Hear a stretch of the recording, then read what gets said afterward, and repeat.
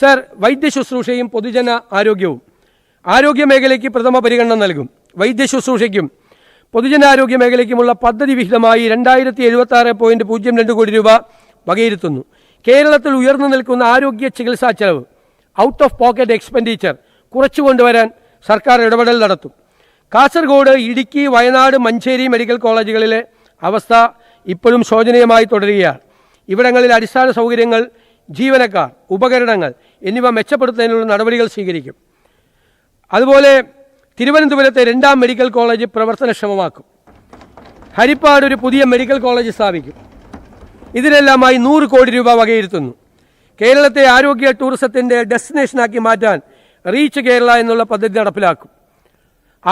ആരോഗ്യം, ആയുഷ്, ടൂറിസം മറ്റ് അനുബന്ധ വകുപ്പുകൾ എന്നിവ തമ്മിലുള്ള പ്രവർത്തനങ്ങൾ ഏകോപിപ്പിച്ച് മികച്ച ആരോഗ്യ സേവനങ്ങൾ ലഭ്യമാക്കാൻ നടപടികൾ സ്വീകരിക്കും.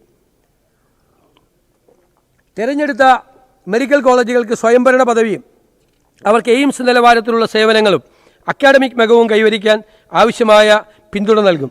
സ്കൂൾ ഹെൽത്ത് ബ്രിഗേഡ് രൂപീകരിക്കും. അത്യാഹിത ട്രോമ ചികിത്സ ഏറ്റവും കുറഞ്ഞ സമയത്തിനുള്ളിൽ ലഭ്യമാക്കുന്നതിനായി ആരോഗ്യ സ്ഥാപനങ്ങളെ ഏകോപിപ്പിച്ചുകൊണ്ട് ഡിജിറ്റലൈസ് സംവിധാനം ലഭ്യമാക്കിക്കൊണ്ടും ഗോൾഡൻ അവർ പ്രോജക്റ്റ് നടപ്പിലാക്കും. പകർച്ചവ്യാധികളെ ഫലപ്രദമായി തടയുന്നതിനും നേരിടുന്നതിനും ആരോഗ്യവകുപ്പും മെഡിക്കൽ വിദ്യാഭ്യാസ വകുപ്പും തമ്മിലുള്ള ഏകോപനം കൂടുതൽ ശക്തിപ്പെടുത്തി സംവിധാനങ്ങൾ സൃഷ്ടിക്കും. 40 വയസ്സ് കഴിഞ്ഞവർക്ക് വർഷത്തിലൊരിക്കൽ ആരോഗ്യ പരിശോധന നടത്തുന്നതിനായി ധനസഹായം നൽകുന്ന പദ്ധതി ആവിഷ്കരിക്കും. Hospital management committee, hospital development society എന്നിവയുടെ പ്രവർത്തനങ്ങൾ കാര്യക്ഷമമാക്കാൻ നടപടി സ്വീകരിക്കും. KMCSLൻ്റെ മരുന്ന് സംഭരണ പ്രക്രിയ പുനഃപരിശോധിക്കുകയും കാര്യക്ഷമമാക്കാനുള്ള നടപടികൾ കൈക്കൊള്ളുകയും ചെയ്യും. കാരുണ്യ ആരോഗ്യ സുരക്ഷാ പദ്ധതിയിലെ കുടിശ്ശിക ഘട്ടം ഘട്ടമായി തീർത്ത് പദ്ധതിയുടെ കാര്യക്ഷമത ഉറപ്പുവരുത്തും. ആദിവാസി മേഖലയിലെ ജനങ്ങളുടെ ആരോഗ്യ പരിപാലനത്തിനായി ട്രൈബൽ ഹെൽത്ത് ക്ലസ്റ്ററുകൾ ആരംഭിക്കും. തീരദേശ മേഖലയിലെ ജനങ്ങളുടെ ആരോഗ്യ പരിപാലനത്തിനായി കോസ്റ്റൽ കെയർ യൂണിറ്റുകൾ സ്ഥാപിച്ച് ചികിത്സ ഉറപ്പാക്കും. ക്യാൻസർ രോഗികളുടെ എണ്ണം ക്രമാതീതമായി വർദ്ധിച്ചു വരുന്ന സാഹചര്യത്തിൽ പ്രതിരോധ പ്രവർത്തനങ്ങൾക്ക് മുന്തിയ പരിഗണന നൽകുന്ന പദ്ധതികൾ നടപ്പിലാക്കും. രോഗനിർണയ ടെസ്റ്റുകൾക്കായി ലാബ് സൗകര്യങ്ങൾ കുറവുള്ള ഗ്രാമീണ മേഖലകളിൽ മൊബൈൽ ടെസ്റ്റിംഗ് ലാബ് സൗകര്യം ഏർപ്പെടുത്തും.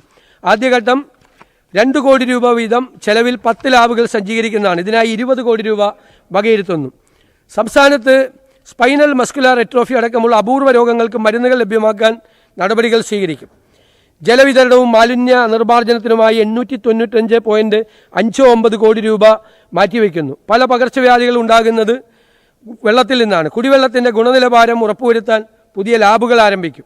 ഇതിനായി കോളേജ് ലാബുകളും പ്രയോജനപ്പെടുത്തും. മലപ്പുറം താലൂക്ക് ആശുപത്രിയെ ഒരു സൂപ്പർ സ്പെഷ്യാലിറ്റി ജനറൽ ആശുപത്രിയാക്കി ഉയർത്തുന്നതിനും കെട്ടിടം നിർമ്മിക്കുന്നതിനുള്ള പ്രാഥമിക ചെലവുകൾക്കായി 5 കോടി രൂപയും മലപ്പുറത്ത് ആധുനിക രീതിയിലുള്ള ക്യാൻസർ സെൻറ്റർ സ്ഥാപിക്കുന്നതിനുള്ള പ്രാഥമിക ചെലവുകൾക്കായി 10 കോടി രൂപയും വകയിരുത്തുന്നു.